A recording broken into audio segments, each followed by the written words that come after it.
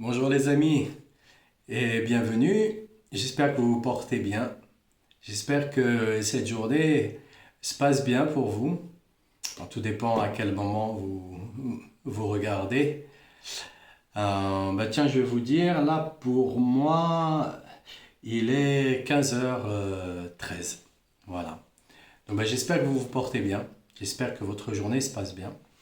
Alors on va continuer, on va poursuivre.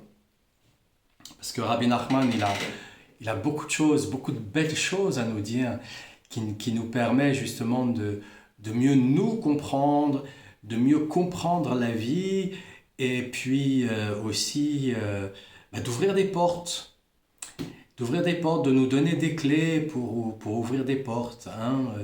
L'une des plus belles compréhensions qu'il nous a offertes, c'est la récitation du Tikkun HaKlali. Donc la récitation du Tikkun HaKlali va nous permettre justement d'ouvrir des portes, vraiment, vraiment, vraiment beaucoup de portes, beaucoup de portes. Mais à l'intérieur de cela, eh bien, nous avons les 150 Teilim de David Ameller qui nous permettent aussi d'ouvrir encore d'autres portes. Donc si on est vraiment bloqué sur certaines choses, l'étude des 150 Teilim, c'est mieux.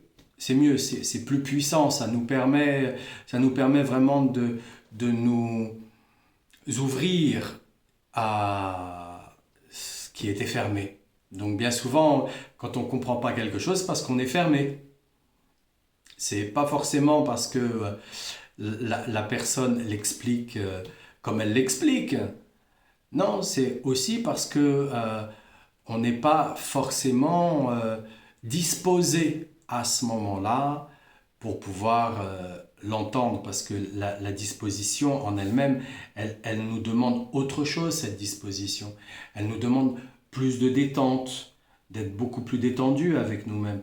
On a tendance à être contrarié par nous-mêmes ou à être contrarié par la journée, parce que la journée où nous-mêmes, nous ne sommes pas comportés comme on devait se comporter. Mais c'est du domaine, c'est du domaine du commun, ça. C'est du domaine du commun, en fait. Un individu qui a des difficultés et il est contrarié parce qu'il n'a pas réussi quelque chose ou parce que la journée ne s'est pas passée comme il veut. C'est commun. C'est en rapport avec quoi, en fait? C'est en rapport avec l'individu, l'individu qui n'a pas tellement grandi, l'individu qui est resté soit concentré sur son Yetzer Hara, donc son ego, ou soit l'individu qui, il est capricieux parce que il veut que ça aille plus vite, il comprend pas. Alors parfois, quand c'est vraiment très très lent, trop lent, trop lent, trop lent, c'est parce qu'il y a des portes qui sont fermées. Parce qu'il y a des choses par lesquelles nous devons passer avant et quelque part nous nous refusons à y aller. Il y a plein de façons de refuser à y aller. Parce qu'on n'y pense pas, première chose. On n'y pense pas, on ne sait pas, on n'y pense pas, on ne sait pas pourquoi il faut faire ça, on ne sait pas. Deuxième chose, on l'a entendu, mais on ne l'a pas vu. On a besoin de voir. On a été habitué à voir les choses pour les croire. Mais comme on l'a entendu, non, on n'y croit pas trop. La troisième des choses, c'est on a été déçus. Il y a beaucoup de gens qui nous ont déçus. Il y a beaucoup de gens qui nous ont déçus. De manière habituelle, beaucoup d'individus sous la coupe d'une quelconque autorité spirituelle nous auraient déçus. Alors à ce moment-là, on n'y croit plus. On se dit non, non, tous ces gens-là, de cette manière-là, de cette obédience-là, de ce chemin-là, de la façon dont ils parlent, de la façon dont ils sont habillés, de la façon dont ils se comportent, non, j'y crois pas, c'est pas possible, c'est voilà, c'est ceci, c'est cela. Donc on a un problème avec ça, euh, parce qu'on aurait un traumatisme, parce que parce qu'on s'en ficherait, tout simplement. On se dit, oh, de toute façon, je suis pas plus mal qu'un autre. De ce que je suis en train de vivre là, c'est pas plus mal qu'un autre, donc ça va. Ça va. On, Au fur et à mesure des années qui passent, on perd son ambition. Non, c'est bien. Voilà.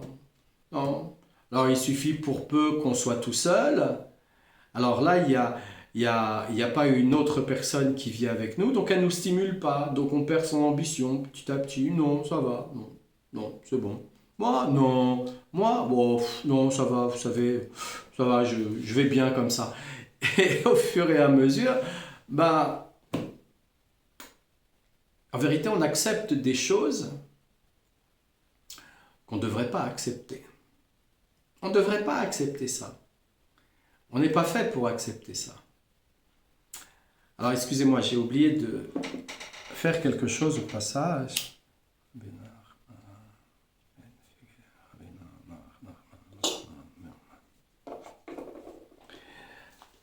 Et donc, on, on- on a tendance à accepter un peu trop de choses. On accepte un peu trop de choses. On n'est pas dans cette attitude où on se dit non, ça me va pas du tout. Pas du tout. Pas du tout. Pourquoi on accepte de travailler pour rien? Pourquoi on accepte de vivre des situations telles que celles que l'on vit? Pourquoi on se laisse autant manipuler, ou on a un patron ou un gouvernement qui profite de nous? Pourquoi on laisse les choses comme ça? Alors, on ne sait pas, on se dit, mais qu'est-ce que je peux y faire?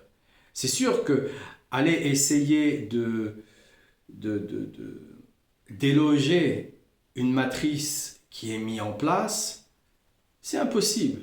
À toi tout seul, c'est impossible, impossible, impossible, impossible. Mais Rabbi Nachman, il nous explique que grâce au Tikkun HaKlali, grâce au Teilim, on a la possibilité d'ouvrir des portes. Essayons déjà. Essayons.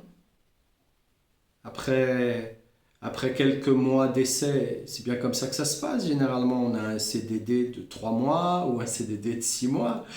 Donc après quelques mois d'essai, on voit bien si ça marche pour nous, mais parce qu'on l'a fait vraiment consciencieusement tous les jours. Tous les jours, je répète, tous les jours. Hein, on mange bien tous les jours, on dort bien tous les jours, on boit bien tous les jours. Alors pourquoi on ne ferait pas le Tikkun HaKlali ou les Teilim tous les jours? C'est pareil. Le corps va se nourrir de matières premières, hein, voilà, des aliments, mais notre esprit, notre âme, il a besoin de quoi? Il a besoin de choses spirituelles. Auquel cas, il se nourrit de quoi? De films, de, de romans. De quoi il se nourrit? De choses totalement... D'ailleurs, si on fait le compte, le bilan, est-ce que ça nous a apporté quelque chose? Ça a changé notre vie? Pas en bien en tout cas. Pas en bien. Vraiment pas en bien. Parce que l'évolution dans laquelle on se trouve, on se demande c'est quoi cette évolution, hein. On a plutôt l'impression, l'impression d'être euh, parti sur une distance qui qui est qu'au final, on tombe dans un puits qui n'a pas de fond. Et c'est un peu ça l'évolution dans laquelle on est. On est à peu près 8 milliards d'individus sur la planète. Il y a de plus en plus d'automatisation, de robotisation.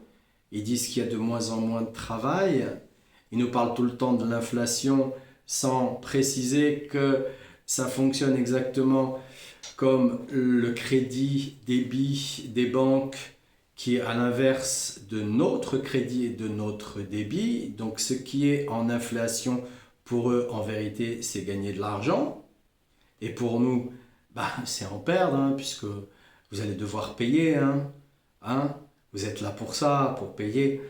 Donc, ça nous amène à quoi? Ça nous amène à une petite histoire qui est une petite histoire. On connaît l'histoire de la grenouille. Comment on fait pour faire cuire une grenouille? On commence par la mettre dans une marmite d'eau froide et on met l'eau à feu doux. Et petit à petit, l'eau va se réchauffer. Et au final, la grenouille, elle est carbonisée. Elle est prête à être mangée. C'est ce qui se passe, non? Depuis le XXe siècle, là, c'est à feu doux quand même. Ça y va tranquillement. Alors ils font des essais. Et puis après, ça les arrange pas. Parce qu'au départ, on est bon nombre à foncer tête baissée là-dedans. Et parce qu'on est pris par des émotions. Et au final, ça les arrange pas parce qu'il y en a quelques-uns qui disent non, je sens pas la situation, ça me plaît pas. Bon, je vais essayer quand même d'avertir le monde. Alors ils sont pas pris comme ils devraient être pris. Parce que si Rabbi Nachman avait été pris tel qu'il devrait être pris, même encore aujourd'hui, mais ça y est, c'est terminé. C'est terminé. On n'a plus besoin de vivre comme ça. On n'a plus besoin de croire à cette pseudo-identité. On n'a plus besoin. Non, on n'a plus besoin. Mais il y a un risque à prendre. Et le risque, c'est de sortir de ses habitudes, sortir de ce confort qui n'en est pas un, parce que c'est une morsure de serpent qui nous a endormis. Le Yetzer Hara, il nous endort. Donc il a créé cet hypnotisme. Et de là, on vit, je ne sais pas comment, mais on ne vit pas en vérité. On ne vit pas. On est en survie. Alors Rabbi Nachman, il est là pour nous réveiller. Il est là pour nous aider en nous disant non, rien n'est perdu. Tant que tu es vivant, tu peux y arriver. Voilà comment il faut faire. Il nous donne les clés. Utilisons-les. Alors là, dans la Torah 3, qu'est-ce qu'il nous dit? Eh bien, il nous parle de Rabba, fils de Barbar Anna, a dit: j'ai vu moi-même une grenouille ayant les dimensions de la ville d'Agronia. Et la ville d'Agronia, quelle était sa dimension? 60 maisons. Soudain a surgi un serpent qui a avalé la grenouille. Puis est arrivé un corbeau qui a avalé le serpent et est allé se percher sur un arbre. Vois combien est grande la force d'un arbre. Eh ouais. Donc dans un premier temps, il a vu une grenouille qui faisait à peu près 60 maisons. Soudain, il y a un serpent. Le serpent, il a avalé la grenouille. Donc il fait plus de 60 maisons pour avaler la grenouille. Et là, il y a un corbeau. Le corbeau, il fait encore plus que le serpent fait 60 maisons.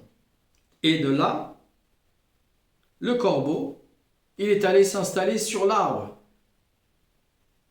On multiplie par le serpent, le corbeau, par 3. Qu'est-ce qu'il veut nous dire là? Il nous parle de... Il faut savoir que celui qui entend chanter une personne mécréante aura du mal à servir Dieu. Par contre, s'il écoute les chants d'une personne probe et intègre, la chose lui sera bénéfique, comme nous allons l'expliquer.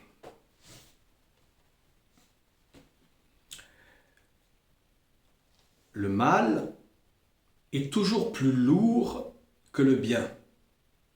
D'ailleurs, on se souvient plus facilement des choses difficiles que nous avons vécues plutôt que des choses agréables que nous avons vécues. Il nous faut faire parfois un effort de réflexion pour se souvenir des choses agréables que nous avons vécues. C'est pour ça que bien souvent, on ne réussit pas à se regarder tel que l'on est véritablement. Parce que la vie dans cette société telle que nous la vivons nous fait vivre des choses qui sont surtout des difficultés. Donc, accumulé, on a plutôt tendance à ne plus chercher à exprimer sa propre lumière. Alors que nous sommes des lumières. Nous sommes des lumières qui sommes entrées dans un corps de chair. Et ces lumières, elles sont là pour laisser des portes s'ouvrir afin de mieux comprendre ce qu'est le sens du développement, de l'évolution. L'évolution, c'est un développement. On augmente. En effet, il faut savoir que le chant des hommes dérive du chant des oiseaux. C'est ce que nous apprend le Midrash. Quelle est la raison pour laquelle la purification du lépreux exige le sacrifice de 2 oiseaux vivants et purs? La voix de ce qui est pur vient expier la voix de celui qui a fauté. Car c'est pour ainsi dire à cause de sa voix que la personne a été frappée de lèpre.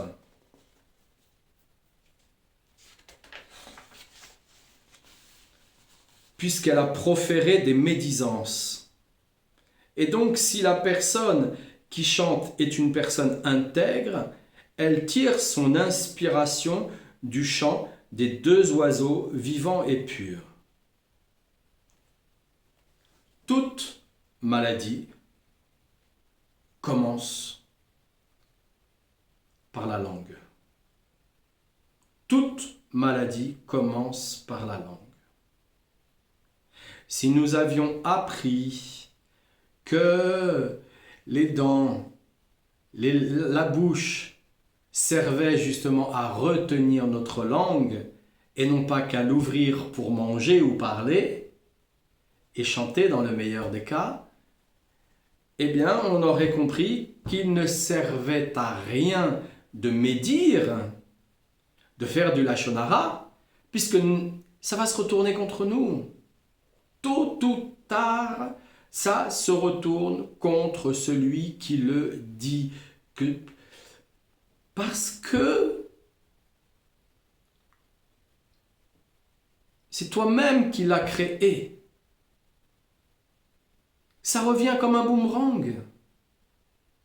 Alors tu ne peux pas t'en empêcher. Chante. Et avant de chanter, fais les Tehillim. Il est écrit dans le Zohar que ces 2 oiseaux puisent leur chant de la source dont s'inspirent les prophètes. C'est pour cela que la personne qui chante est désignée par le nom le chantre, qui provient de la racine qui veut dire vision, synonyme de prophétie, car il se rattache à la même source d'inspiration que les prophètes. Par contre, si la personne qui chante est mécréante, elle tire son inspiration du chant d'autres oiseaux qui appartiennent au domaine de l'impureté. Et il est écrit dans le Zohar que ces oiseaux tirent leur vitalité des mamelles de la sphira, la malroute.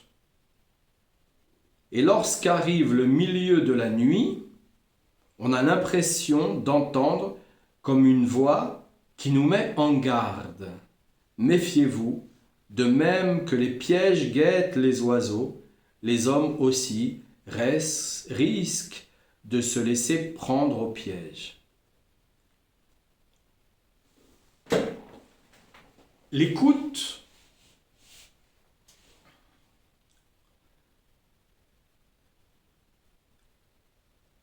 va nous conduire à ouvrir des portes dans des dimensions soit bénéfiques pour nous, soit néfastes pour nous. C'est pour ça que depuis, je ne sais plus depuis combien de temps, mais ça fait très longtemps maintenant, ils ont modifié le système hertzien pour le poser en 432 Hertz, la musique, parce que de cet ordre-là, elle n'allait plus apporter un bénéfice à l'écoute de l'individu, mais elle allait plutôt le mettre dans le brouillard, elle allait plutôt le mettre dans l'hypnotisme. Parce que la musique en elle-même, soit elle te fait monter, soit elle te fait descendre. Et que les musiques commerciales, les musiques qui ne sont pas des musiques divines, qui ne parlent pas de Dieu, ben, ces musiques-là vont nous faire descendre. Et parfois, si on sait mesurer la mesure hertzienne de la musique, parfois il y a des musiques qui se disent être divines, mais qui sont dans l'ordre de 432, parce que beaucoup d'instruments sont réglés, sont verrouillés sur 432 Hertz. Et là, à ce moment-là, c'est néfaste, très néfaste.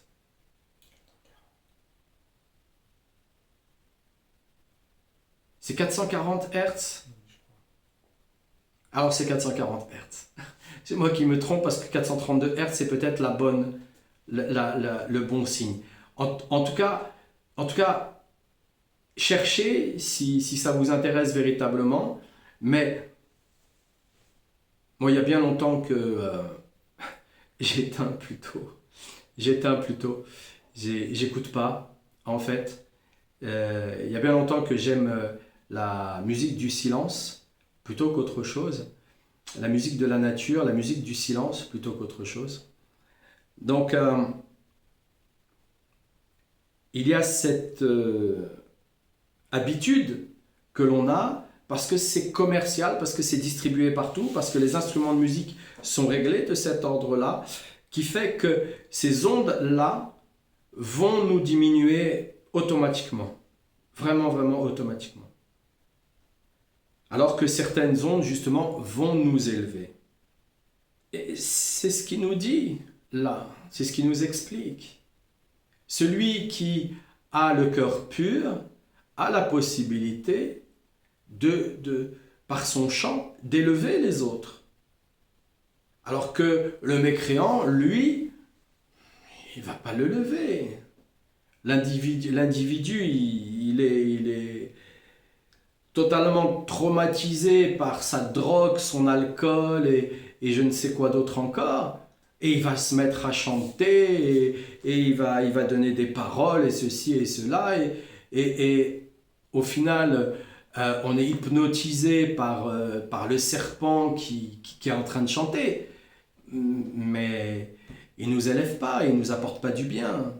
Il nous dit tout simplement, va acheter mon disque parce que je suis en train de le chanter et je dois m'acheter ma maison. Voilà ce qui se dit. Voilà ce qui se dit. Donc, le langage, le chant est très important. Il est préférable de ne pas faire remarquer à un individu son comportement et son caractère si nous ne sommes pas suffisamment purs pour lui faire remarquer. Auquel cas, il risque de le prendre très mal parce que on ne saura pas faire. On sera maladroit. On en dira plus qu'il ne faut. On ne se prendra pas au bon moment quand il faudra parler. Alors, il nous explique que pour restaurer la capacité de pouvoir écouter les chants de toute personne, il faut étudier la Torah orale la nuit, c'est-à-dire le Talmud, qu'on associe à la nuit comme le rapporte le Midrash. Lorsque Moshe a séjourné 40 jours et 40 nuits sur le mont Sinaï, il ne discernait pas la nuit du jour. Lorsqu'il étudiait la Torah écrite, il savait que c'était le jour, et lorsqu'il étudiait la Torah orale, il savait que c'était la nuit. Nous voyons donc que la Torah orale est associée à la nuit.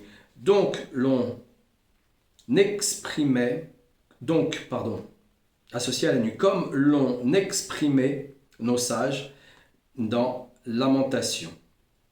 Je t'ai installé dans les ténèbres. C'est une allusion au Talmud de Babylone. Et d'autre part, il est écrit dans la Genèse, et il donna aux ténèbres le nom de nuit. Ce qui veut dire que celui qui étudie la Mishnah, composée de 6 livres, renforce les 6 anneaux de la trachée artère, d'où sort la voix. C'est ce qui est dit dans les Lamentations,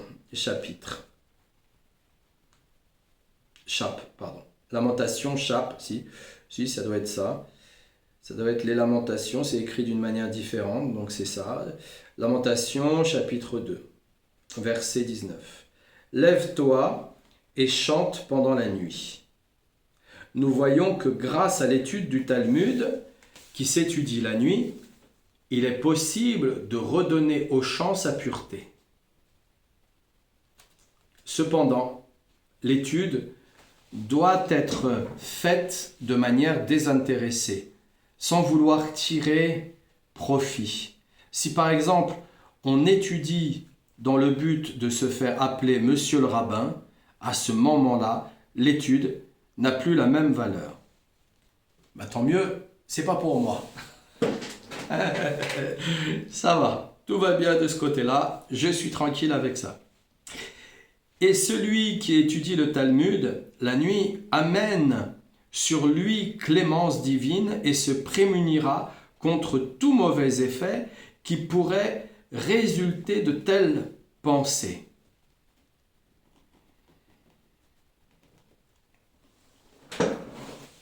C'est comme tout. Lorsqu'on le fait de manière désintéressée, parce que on veut que cela soit Rabbi Nachman qui soit reconnu, on veut que cela soit Hachem qui soit reconnu, on veut parler d'Hachem dans le monde entier, donc on le fait d'une manière désintéressée. Alors tout de suite, cela prend une autre dynamique. Vraiment une autre dynamique. Ça nous ouvre à d'autres perspectives. Ça nous ouvre d'autres portes. Ça nous libère du poids du résultat. On est bien souvent attaché au poids de la comparaison, du résultat. Il faut savoir que l'Antiquité grecque, qui vit toujours dans notre société, nous a fait énormément de tort pour l'évolution. Elle a inventé des tas de voies pour écarter l'homme d'Hachem. L'homme dans un sens large, bien entendu, comme il est écrit dans la Torah, dans un sens large. Et pourquoi elle l'a fait? Pour devenir elle-même une idole, pour devenir elle-même un dieu, pour elle-même être reconnue. Alors que plus on laisse cette tâche au tzaddik yesod olam de la génération, plus on laisse cette tâche à Hachem, plus on va se reconnaître nous-mêmes. C'est comme ça que ça se fait. On se libère d'une soi-disant idéologie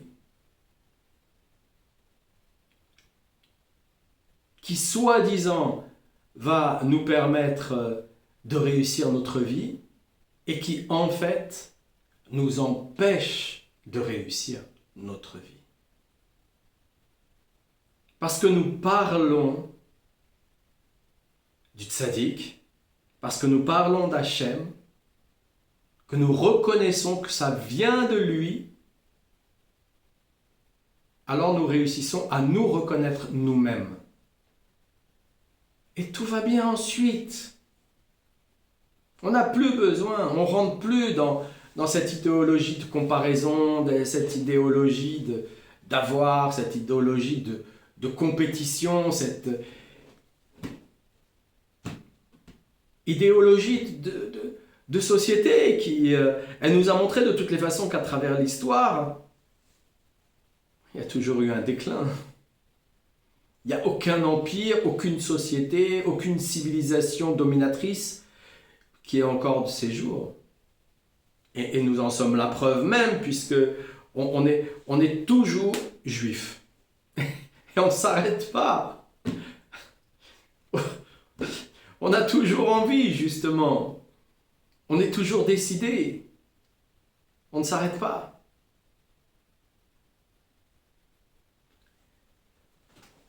D'après les écrits du Harizal, les oiseaux appartenant au domaine de l'impureté sont la tête de la Sphira Malchut, de l'impureté.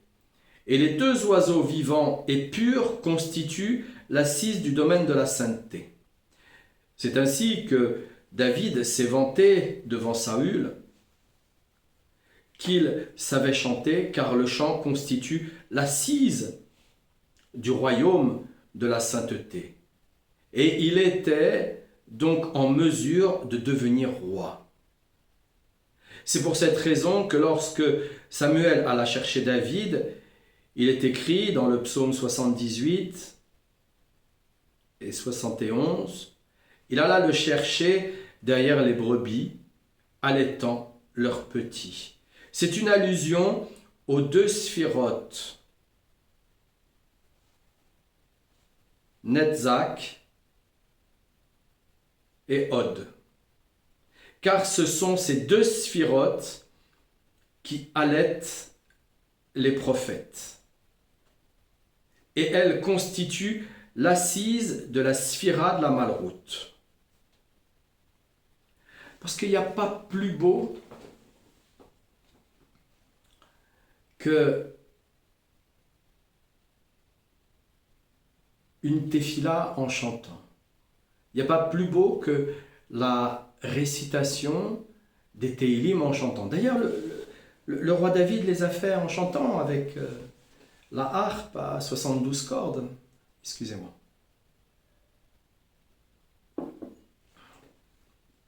Parce qu'il n'y a pas plus beau. Ça nous porte dans une autre dimension, une autre dynamique.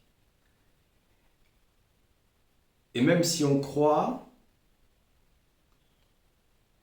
qu'on ne va pas réussir à chanter, même si on croit qu'on ne sait pas chanter, eh bien dans un premier temps, c'est pas grave, on les lit tout simplement, et au fur et à mesure, la voix réussira à se poser. Et c'est cela qu'a dit Rabba, fils de Bar Anna. J'ai vu moi-même une grenouille. Et Rabbi Shmuel a expliqué que ce mot se décompose en deux parties, oiseau et idée. Allusion à celui qui émet dans son chant des idées impures, ayant les dimensions de la ville d'Agronia. On vient nous apprendre comment remédier à ce mal. On trouve dans Isaïe 58, verset 1, une expression qui a un lien avec les mots la ville d'Agronia et qui signifie cri du fond de ta gorge. C'est pas ce qu'on dit, non? Quand un chien il grogne. Il grogne, Agronia, ça me fait penser à ça. Agronia, à grogner. Ça m'a fait penser à ça. Du fond, le grenier, c'est pareil. Me fait penser à ça. Il s'agit donc du chant de pureté. Et la ville d'Agronia, quelle était sa dimension? 60 maisons. Or, le Talmud compte 60 traités. Tout cela vient nous apprendre de manière voilée que l'étude de la Torah orale pendant la nuit peut remédier aux dommages causés par l'écoute de chants sortis de la gorge d'un homme mécréant. Donc c'est magnifique parce que toute personne est dans notre société aujourd'hui au XXIe siècle qui n'écoute pas de la musique à la radio ou ils rentrent dans un magasin, il y a des musiques, il y a ce genre de choses, ils mettent toujours une espèce de fond sonore parce qu'ils ont appris que ça permettait de générer une ambiance et comme ça permet de générer une ambiance, alors on se sent mieux, mais en vérité,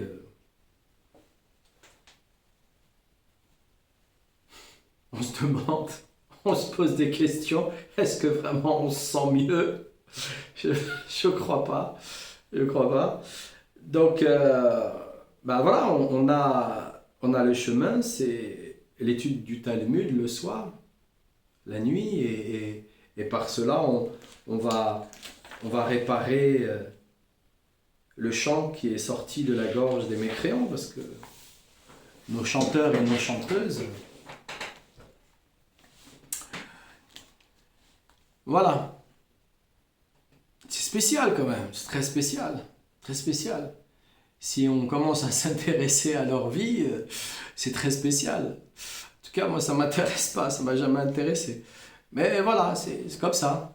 Il y a des gens qui s'intéressent, ils achètent des magazines, ils dépensent leur argent pour lire des magazines voilà, je sais pas. Je sais pas, et il y a beaucoup de guérisons à faire. Beaucoup de guérisons en ce monde, il y a beaucoup de guérisons. La première des guérisons commencerait par faire un jeûne de parole et de se dire, tiens, voilà, je vais faire une teshuva, et dans ma teshuva, c'est je ne vais dire que des choses bien. Voilà. Si j'ai envie de parler de quelque chose de néfaste, eh ben, j'ouvre le livre des psaumes et je lis un psaume. Voilà. et j'avance de cette manière-là. Et petit à petit, je vais y arriver. Et puis si je me suis trompé, si j'ai pas pu, pour une raison ou pour une autre, parce que c'était devenu trop compulsif. C'est possible des fois. Bon, c'est pas grave, je m'en veux pas. Je vais continuer à lire. Je vais continuer à lire. Je vais muscler cette partie qui au lieu d'être musclée du côté positif que je comprends maintenant, je n'ai pas compris que je l'avais musclé du côté négatif. Alors je parle comme ça. Je crois que c'est une bonne chose. Je crois que je vais être intéressant. Un jour, mon père, paix à son âme, il m'a dit dans la vie, lorsqu'on est poli, on est totalement différent des autres personnes. Parce que les gens étaient devenus, mais non, ils tiennent pas la porte, ils sont pas polis, ils tiennent pas leur parole. Mais la parole, c'est ce qui fait un homme. Sans la parole, il n'y a pas d'homme.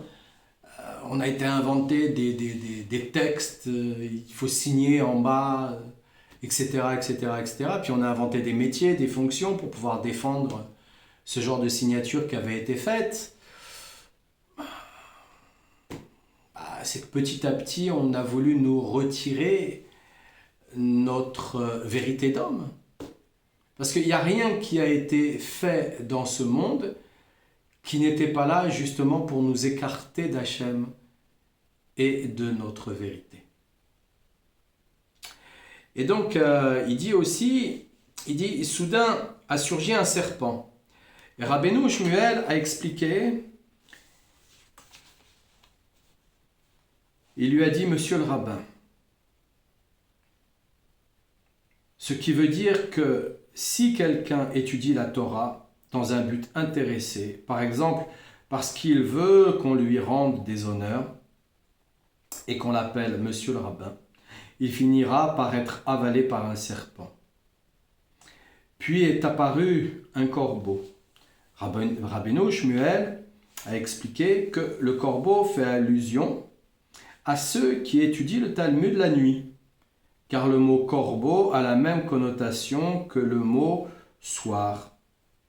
Et il avala le serpent, ce qui signifie que l'étude de la Torah orale la nuit les protège des mauvaises pensées. Et est allé se percher sur un arbre. Alors je vais m'arrêter là déjà. Pourquoi les mauvaises pensées? Pourquoi il les protège des mauvaises pensées? La nuit. Et pourquoi pas le jour? Pourquoi c'est toujours la nuit que ça se passe? Et pourquoi pas le jour? Parce que la nuit, une bonne partie du monde dort. Du moins, celle qui a été éclairée par le soleil là où on habite, dans l'hémisphère où on habite. Et que, comme il y a une bonne partie qui dort, il y a moins d'ondes psychiques qui se déplacent. Alors que la journée, il y a beaucoup plus d'ondes psychiques qui se déplacent. Il y a beaucoup plus d'activités psychiques qui se déplacent. Même si la nuit, il y a les discothèques, même si la nuit, il peut y avoir des endroits qui sont très très négatifs, parce qu'eux aussi en profitent, mais à ce moment-là, les ondes sont moins fortes. Elles sont moins fortes parce qu'elles ne sont pas aidées par le soleil qui les répand. Il les répand, il les véhicule. La lumière, elle véhicule nos pensées. Exactement comme le souffle va véhiculer notre parole. Et la nuit, la lune, elle est diminuée, donc elle véhicule moins. Donc comme elle véhicule moins, on a plus de chances d'apprendre à se concentrer et on a plus de chances à aimer ce qui est positif. Donc on va étudier la Torah orale beaucoup plus facilement. On va étudier la nuit beaucoup plus facilement. On va faire Hitbod des doutes beaucoup plus facilement que la journée. Une fois qu'on a suffisamment pratiqué, qu'on est dans une connaissance de soi-même par rapport à la pratique que l'on exécute, et se connaître soi-même par rapport à la pratique qu'on exécute, c'est-à-dire on sait ce qu'on aime, on sait ce qu'on n'aime pas, on sait ce qu'on veut dire, on sait ce qu'on ne veut pas dire. Donc de cette manière-là, quand on reçoit des pensées, on ne va pas en parler. On fait un tri. C'est le tri sélectif. Voilà. Et de cet ordre-là, en faisant ce tri-là, on se dit non, c'est pas ça. C'est peut-être comme ça. En vérité, celui-là là, qui est en train de se mettre en colère, là, il me parle à moi, mais en vérité, il est juste en colère pour quelque chose qui le regarde à lui. Alors non, je ne vais pas le prendre pour moi, je vais écouter, mais non, je ne vais pas le prendre pour moi. Bon, si après, pour une raison ou pour une autre, j'ai adhéré à ces émotions, bon, ben, je sais comment je vais faire, voilà. Je vais faire un tikkun, je vais étudier la Torah, et là, à ce moment-là, je vais me libérer. Hein, je vais me libérer, puis je vais apprendre aussi au fur et à mesure que je dois renforcer aussi mes émotions et faire en sorte de prendre pour moi, du moins je vais essayer de prendre pour moi que les émotions positives. Parce que les émotions négatives, je vais toujours les recevoir, mais je vais moins y adhérer. Je vais moins y adhérer, pourquoi? Parce que je vais au mikvé. Je vais moins y adhérer, pourquoi? Parce que je jeûne. Je vais moins y adhérer, pourquoi? Parce que j'ai une bonne alimentation. Je vais moins y adhérer, pourquoi? Parce que j'ai un entraînement. C'est un entraînement. J'ai musclé cette partie positive qui va me permettre de ne pas aller vers cette partie négative. Et c'est vrai que c'est plus facile de commencer quand on est jeune. C'est vrai que c'est plus facile. Mais si on n'a pas eu le choix de commencer quand on est jeune, c'est pas grave. Peu importe l'âge à laquelle on commence, le principal c'est de commencer parce que tant qu'on est en vie, on peut y arriver. Et on n'y arrive pas tout seul. Et c'est ça qui est magnifique, c'est que on est branché avec Rabbi Nachman, donc on sait que Rabbi Nachman, il va venir nous aider. Donc il nous dit quoi? Il nous dit, voilà, Aratzot, voilà, et donc il va nous aider de cette manière-là. Et donc de cette manière-là, comme il va nous aider, ça sera beaucoup plus fluide, vraiment beaucoup plus fluide. Donc, excusez-moi, je vais juste faire quelque chose avant.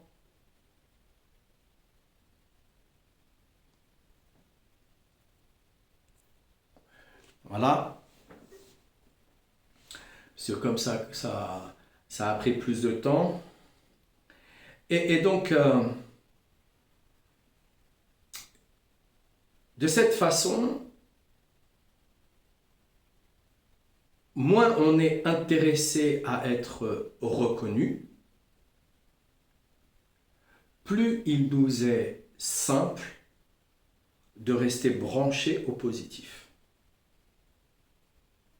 Parce que auquel cas, tu vas toujours faire les choses par intérêt. Et si tu fais les choses par intérêt, tu vas te faire mordre par le serpent.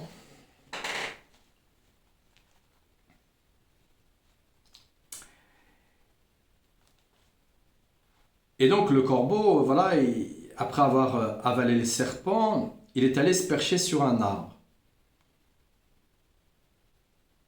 Le Maharsha a dit dans son commentaire, il s'agissait d'Abraham. Car à propos d'Abraham, il est écrit dans la Torah qu'il a planté un arbre. C'est-à-dire qu'il a ouvert l'hospitalité à tout un chacun et a fait preuve de charité. Cela signifie que ceux qui s'adonnent à l'étude du Talmud la nuit amènent à eux la clémence divine.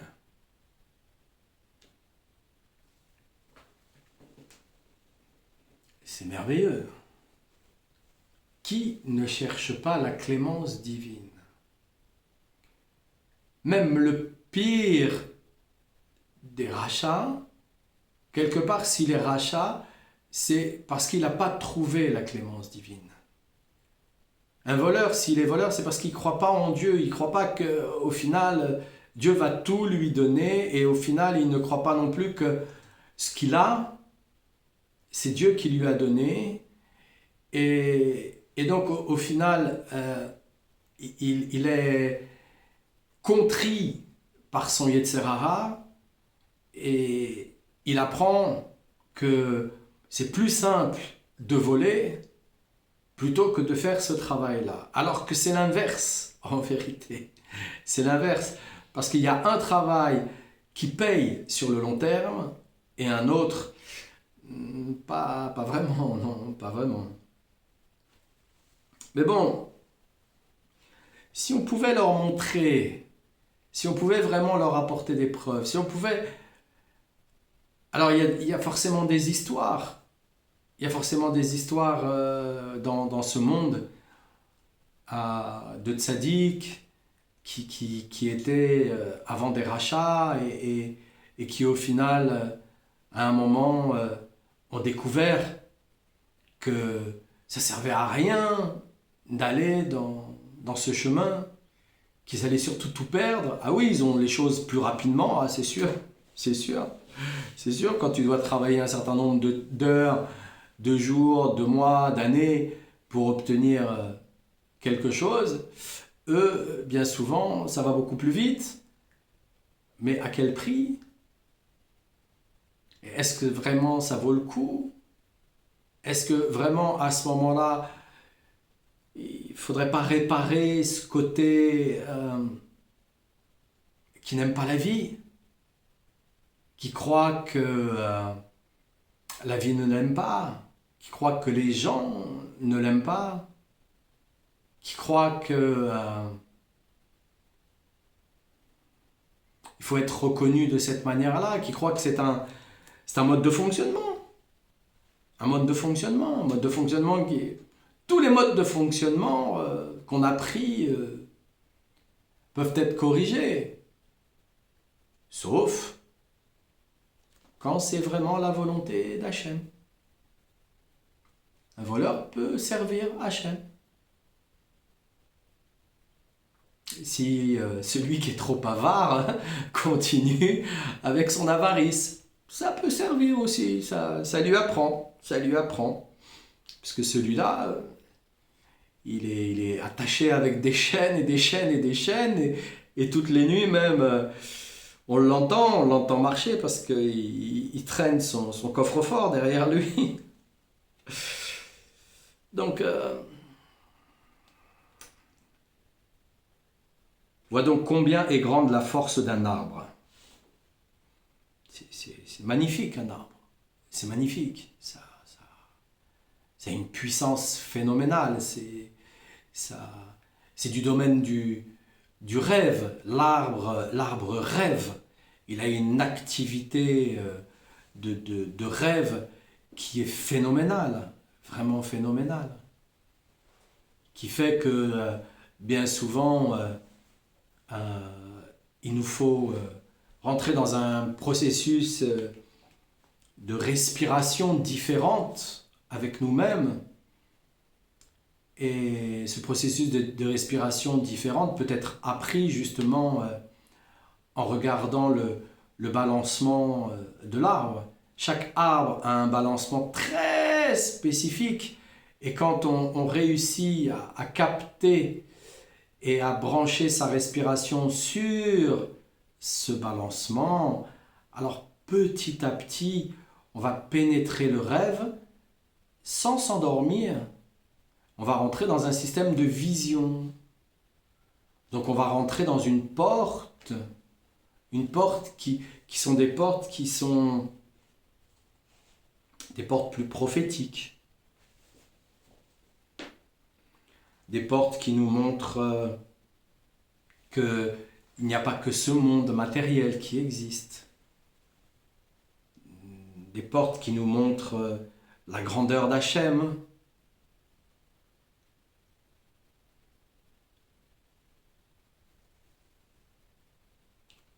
c'est ce qui nous explique Abraham en plantant un arbre. Et il ne vient pas juste nous expliquer la clémence de la charité. Il vient aussi nous montrer que les arbres sont arrivés avant l'homme. Avant l'homme. Bon, il a fallu apporter la pluie pour qu'ils poussent, mais ils sont arrivés avant l'homme. Il y a une relation étroite entre l'homme et un arbre. Si nous n'avons plus d'arbres, nous n'avons plus d'oxygène. Donc on a une relation étroite avec un arbre. Ce qui veut dire que Rabba, fils de Bar Anna, s'étonne de l'étude de la bonté divine qui peut nous protéger même de mauvaises pensées quant au désir d'étudier la Torah.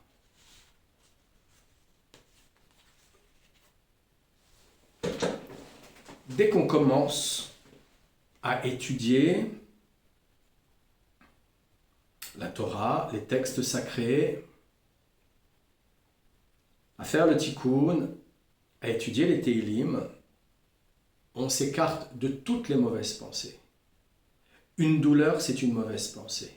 Qu'est-ce qui fait la différence entre une personne qui est en bonne santé et une personne malade? C'est qu'une personne qui est en bonne santé ne pense jamais à être malade. Pas une fois, elle ne pense à être malade. C'est ce qui arrive aussi avec les gens qui ont des accidents parce qu'ils ont pris de l'alcool. Ils ne pensaient pas qu'en prenant de l'alcool, ils allaient s'endormir au volant. Et pourtant, ils se sont endormis. Eh bien, une personne qui est malade, c'est une personne qui a des difficultés à penser qu'elle peut guérir, à penser qu'elle peut aller bien, parce qu'elle a une douleur. Alors comme elle a une douleur, elle fait « aïe » et elle réagit. Elle a une compulsion, c'est normal. Le corps, il a 365 terminaisons nerveuses. C'est pas évident. Mais lorsqu'on sait utiliser sa respiration, lorsqu'on a suffisamment étudié, qu'on étudie suffisamment, alors on transforme toujours. Et on comprend que l'homme s'est fait chair par la parole. Donc lorsqu'on a une pensée, on y adhère ou on n'y adhère pas.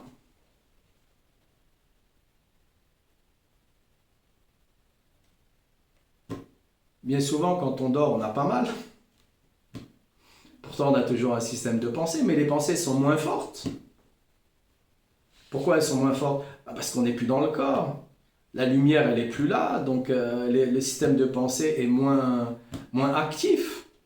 Mais il est toujours là. Quand la lumière, elle est là, dans le corps, ah là, on commence à avoir mal, les douleurs, elles reviennent. Ah. Un antidouleur, c'est quoi? Ça bloque justement la lumière.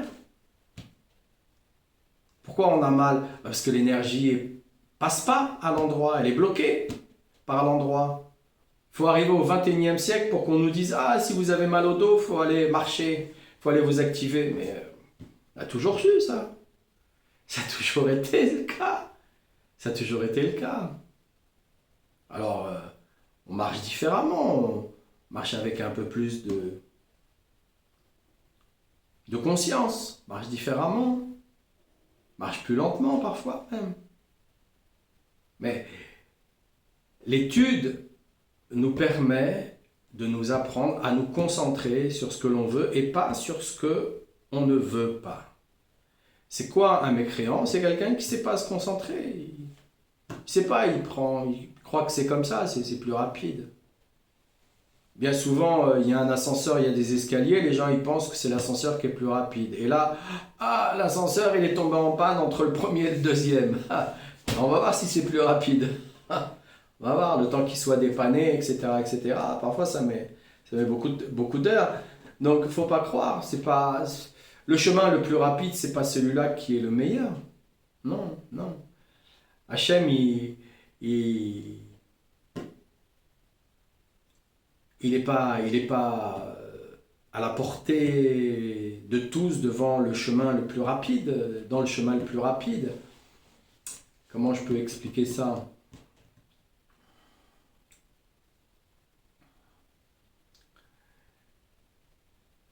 Il nous est nécessaire de prendre notre pelle et notre pioche et de construire un petit chemin à notre portée qui va nous permettre de monter sur la montagne pour aller jusqu'au sommet et rencontrer Hachem qui s'y trouve et qui nous attend. Alors c'est une image, bien entendu, c'est une image, mais quand on étudie tous les jours, quand on a énormément de persévérance et qu'on étudie tous les jours, et qu'on dit non, je lâche pas, je suis fatigué mais je lâche pas, j'y vais, je continue, je continue, je continue, je continue, je continue. Pourquoi je lâche pas? Parce que si je lâche, c'était peut-être là en fait. C'était peut-être juste là, et j'ai lâché juste là où il fallait pas lâcher. C'est généralement dans les 100 mètres que le marathonien a le plus de difficultés à aller jusqu'au bout. C'est à la fin, à la fin. Et la fin, on ne sait pas quand est-ce qu'elle est. On ne sait pas quand est-ce qu'elle vient. Parfois, elle est très très longue. Et parfois, non. Mais parfois, ce non, où c'est plutôt rapide, on a le sentiment que c'est long. Que c'est long. On a vécu 2 mois et c'est long. C'est horriblement long. Long, long. Alors que pas du tout, c'est juste 2 mois. C'est quoi 2 mois dans une vie? Rien. Et à chaque fois, c'est comme ça. À chaque fois, c'est comme ça. Donc là, ça veut surtout nous parler pour l'instant de la ténacité que nous devons avoir avec les décisions que l'on prend.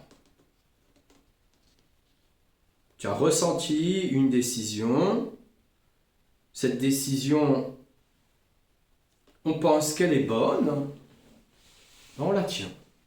On la tient, on va jusqu'au bout, on verra bien. On verra bien. Eh bien, sur ces bonnes paroles, portez-vous bien les amis. Je vous dis à demain. Je vous souhaite plein de bonnes choses et portez-vous bien.